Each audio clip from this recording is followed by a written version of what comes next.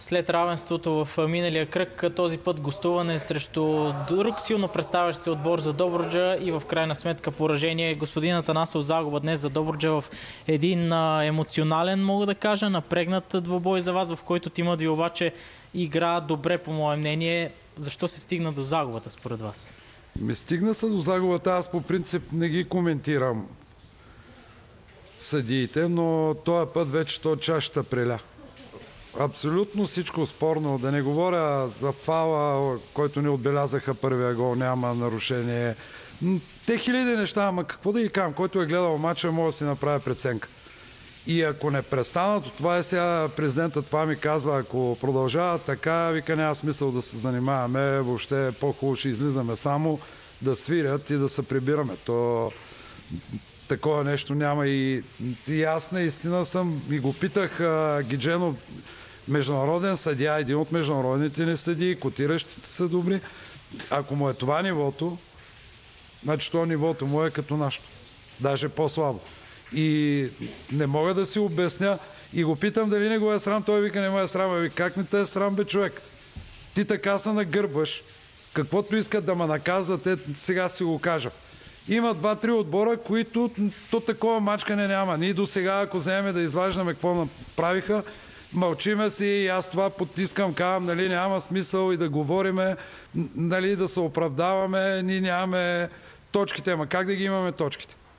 Аз пак казвам, нашия отбор си игра добре.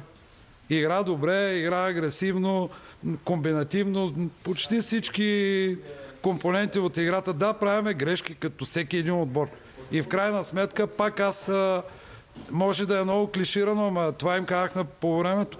Въпреки всичките неща, които са около играта, викам, излезте, флагайте са това, което имаме като план на игра. Продължаваме да си го правиме. Но в крайна сметка те футболисти, те са хора и те имат някакво вътрешно его, където ти ги разколебаваш до безкрай по този начин.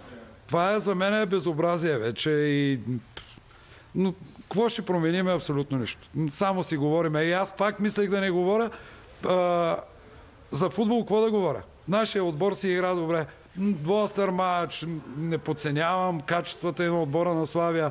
Добър отбор с добър треньор, мога да кажа. Но не е равнопоставено нищо. Не е равнопоставено, примерно, критерия на човека, който ръководи матча, е едностранно, според мен. И пак нека да казват, оправдаваме се. Какво се оправдаваме? Той, който е гледал матча, го е видял. От гледна точка на клуба при подобни претенции към съдийските отсъждания, смятате ли да направите някаква стъпка като контестация или като... Нищо, какво да направим? Практиката показва. Колкото отбори, примерно, са тръгнали по този начин и нещо, то става двойно повече негативизма към тях. Така че, каквото и да говорим, това си е ущръб на футбола ни, който и претендираме. Това не ставало, третото не можело, нямаме национален отбор. То всичко от 90% от странични фактори, които за мен е необяснимо. Един отбор, Добруджа, Славия, какви толкова цели или... Аз сега не искам да си мисля, имаме мач с Лудогорец. Там има някаква интрига. Представям си какво ще бъде. Не искам да си представям.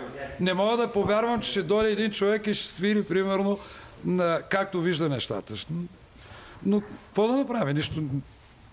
Да самоубием. И все пак да се опитаме да се концентрираме върху това, което видяхме и на терена. И вие казахте, добро представяне от вашия тим. Видяхме го и с типичен централен нападател, и с нетипичен централен нападател. Доволен ли сте от създадените ситуации или по-скоро разочарованието, че само една от тях се получи и завърши с гол? Имахме пак, като всеки матч, имаме доста ситуации. Не можахме, нямаме човека, който да е завършващия фактор, но плана, по който искахме да играем, се изпълни почти на 90%. И пак казвам, срещу един отбор на Славия, който в момента е възход с добри играчи. В много моменти от мача мисля, че ние стояхме по-добре на терена, но това не ни носи нищо. Като има някой, който да наклони везните, сега ние не сме някакъв супер стойностен отбор, който дори и с такова подпиране да може, нали, да стига до положителния резултат. Но където и да въртя, пак стигаме до това. Няма равнопоставеност на отборите. Не говоря и само за нашия отбор. Има 2-3 отбора. Той и колегата Анатолий Нанков каза. То за нас ВАР не се гледа, или ако се гледа, е всичко в наш ущръб. Ние трябва да сложим на ВАРа ВАР.